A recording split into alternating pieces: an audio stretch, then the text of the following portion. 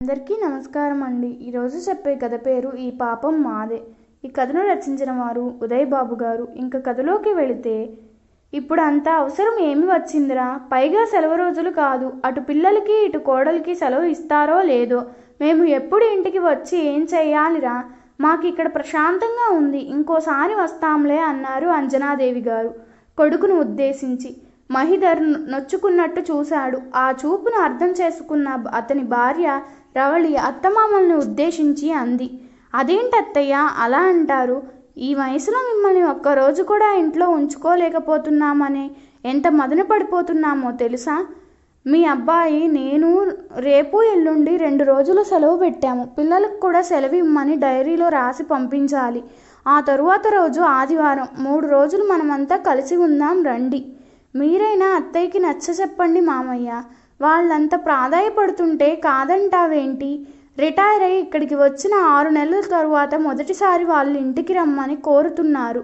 అయినా మనం వేడుతున్నది పరాయి ఇంటికి కాదు కదా, మన కొడుకు కోడలి ఇంటికేగా. ఏమంటావు అన్నారు. రమణారావు భార్యకు నచ్చజెప్తున్నట్టుగా, నేది అదే 6 నెలలుగా అలవాటు అయిపోయిందిగా. అక్కడికి 3 రోజులు భాగ్యానికి వెళ్ళకపోతేనేం?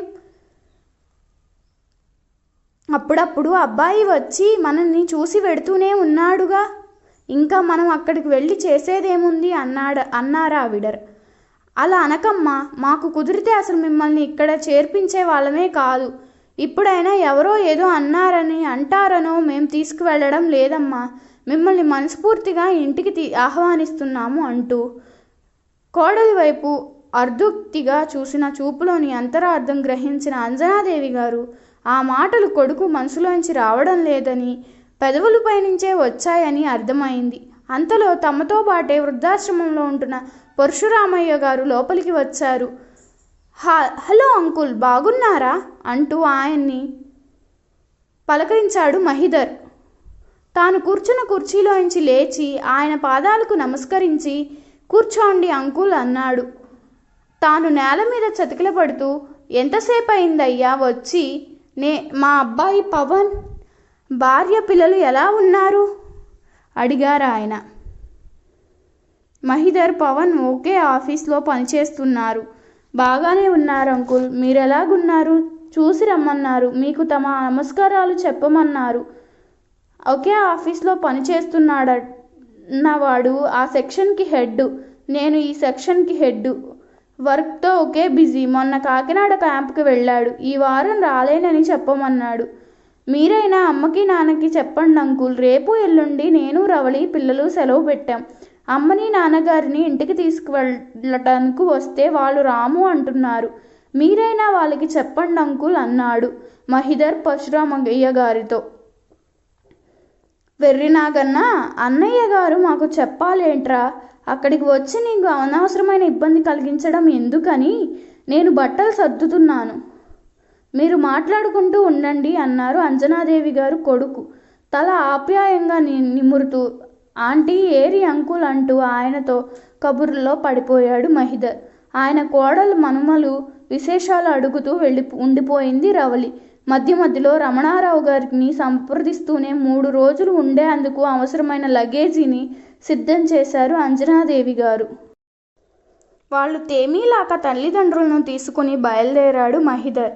భార్య రవళితో సహా, వదిన గారికి చెప్పండి అన్నయ్య గారు, మీరు 3 రోజుల్లో అంటే ఆదివారం సాయంత్రం వచ్చేస్తాం. ఇంతకీ ఆవిడ ఏరి అడిగారు అంజనాదేవి. అలసటగా ఉందని పడుకుందమ్మా.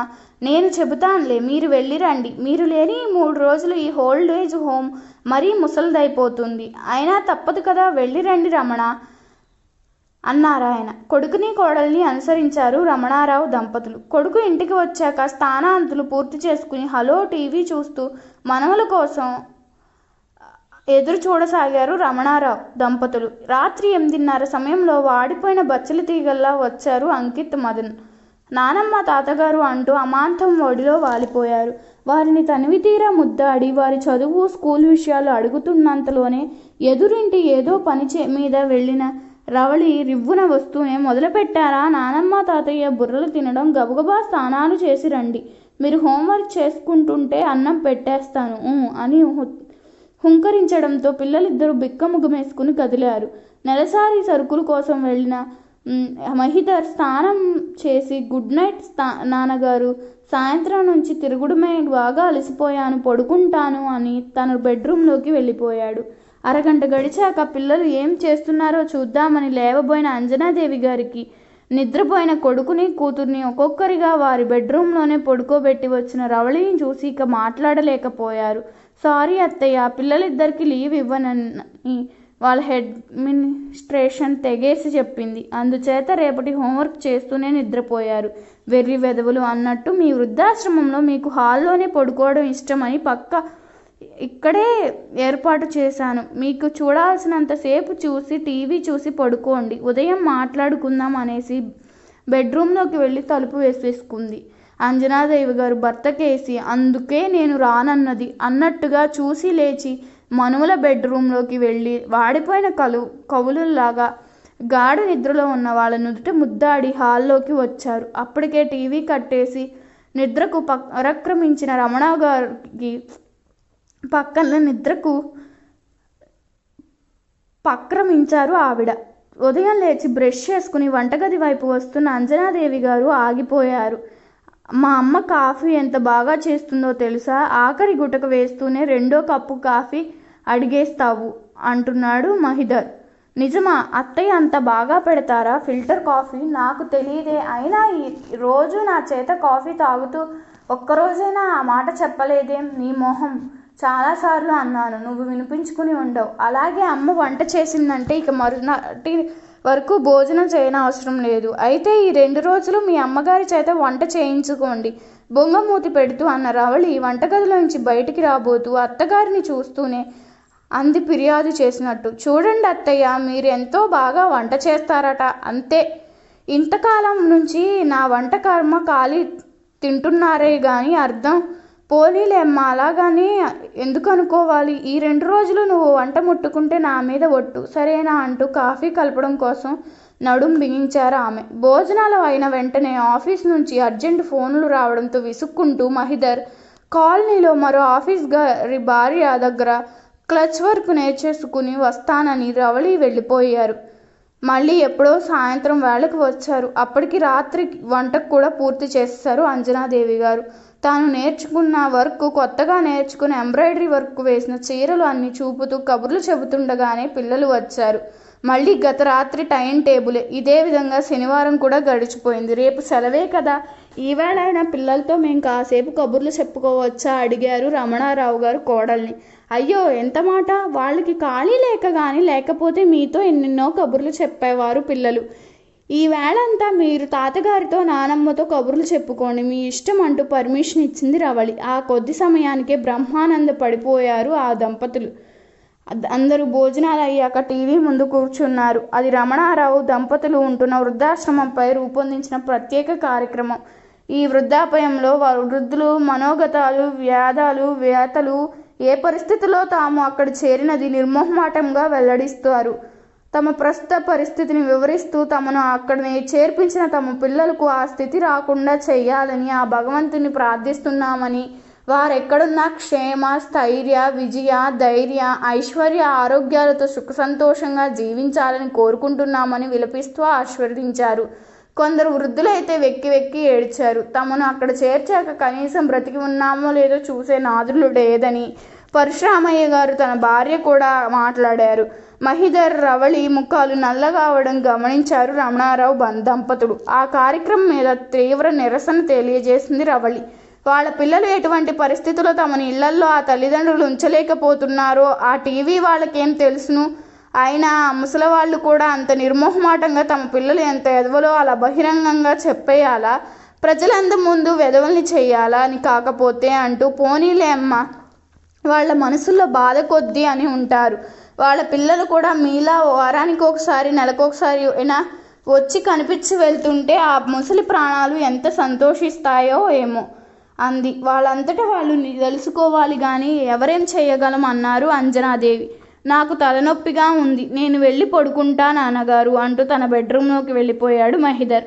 మీరు ఈ వేళకి తాతగారి దగ్గరే పడుకోసేయండి ఆయన బుర్ర పాడైపోయింది. నేను వెళ్తాను అత్తయ్య అంటూ భర్తను అనుసరించింది రవళి. నిద్రపోతున్న మల్ని చూస్తూ ఎవరి జ్ఞాపకాలలో వాళ్ళు నిండిపోయిన రమణారావు దంపతులకు చాలాసేపటికి గానీ నిద్ర పట్టలేదు. అర్ధరాత్రి హఠాత్తుగా మేలుకు వచ్చింది అంజనాదేవి గారికి. మంచినీళ్ళు తాగుదామని వంటగది వైపు రాబోతున్న ఆమె కొడుకు బెడ్రూమ్ నుంచి వినబడుతున్న మాటలు వింటూ ఆగిపోయారు. పెళ్ళాం 2 రోజుల పాటు వంట చేయకుండా మీరు ప్లే చేసిన ట్రిక్ గ్రాండ్ సక్సెస్. అందుకు మీకు ఈ బహుమతి. ఆమె ఏం బహుమతి ఇవ్వబోతుందో కానీ మరేటనుకున్నావు అయ్యగారంటే ఇంత చిన్న బహుమత అంటున్నాడు గారంగా మహిధర్. లేదు లేదు, మీ ఫ్రెండ్ పవన్ ఆ టీవీ 9 కార్యక్రమం ఉందని ముందుగా తెలుసుకుని చేయబట్టి సరిపోయింది. వెంటనే మీ అమ్మా నాన్నల్ని అక్కడి నుంచి తప్పించి తీసుకొచ్చేస్తాం. అదే వీళ్ళు కూడా అక్కడే ఉండగా ఆ కార్యక్రమం జరిగి ఉంటే మన గురించి ఏళ్ళు ఏం చెప్పేవారో ఏమో. మన పని అయిపోయిందిగా, రేపు తీసుకెళ్ళి అక్కడ వదిలేసి రండి. ఏది ఏమైనా నా మాట మన్నించి నా కోరిక తీర్చినందుకు మీకు అసలైన బహుమతి నేనే. మీ ఇష్టం వచ్చినట్టు చేసుకోవచ్చు అంది రవళి. నీ పంతం నెగ్గించేసుకున్నందుకు వారం రోజులు పస్తు పెట్టి ఇప్పుడు బహుమతులు ఇస్తావా? అసలు ఇక్కడ వినలేకపోయారు ఆవిడ. లేక కలిగిన ఒక్కగానొక్క కొడుకుని అల్లారు ముద్దుగా పెంచి ప్రాణప్రదంగా ప్రేమించి అడిగిందే తణువుగా కాదనకుండా అతి చిన్న కోరిక నుంచి అతిపెద్ద కోరిక వరకు తీర్చి పెద్ద చేసినందుకు తమ కొడుకు తాముకి ఇచ్చే విలువ ప్రతిఫలం ఇదా? ఎంత నాటకం ఆడాడు. తల్లిదండ్రుల యందు దయ లేని పుత్రుడు. సుమతీ శతకంలోని పద్యం గుర్తుకు వచ్చింది ఆమెకు. దాసుడనై వాడికి అంది భార్య, దాసుడై వాడికి ఈ వృద్ధాప్యంలో కన్నవారికి సాహే అవకాశం లేదు. ఈ రోజుల్లో ఆశ్రమానికి వెళ్ళాక అక్కడి వారు తమకి అసలైన ఆత్మబంధువులు. తనకు మాలిన ధర్మం పనికిరాదు. ఆయన అన్ని నేర్పినందుకు నువ్వు నేర్పిన విద్యే నీరజక్ష అన్నాడు. చేశాడు. ఈ శిక్ష అనుభవించాల్సింది. అవును, ఈ పాపం మాదే. ఉదయాన్నే లేచి ఒక్క క్షణం కూడా ఇక్కడ ఉండకూడదు అని నిర్ణయించుకుని మంచినీళ్ళు కూడా తాగడం మర్చిపోయి వచ్చి గాఢ నిద్రలో ఉన్న భర్త పక్కన పడుకుని బ్లైడ్ కేసు చూస్తూ ఉండిపోయారు ఆమె. ఈ కథ మీకు నచ్చినట్లయితే నా ఛానల్ను సబ్స్క్రైబ్ చేసుకోండి. మీ విలువైన అభిప్రాయాన్ని కామెంట్ రూపంలో తెలపండి. ధన్యవాదములు.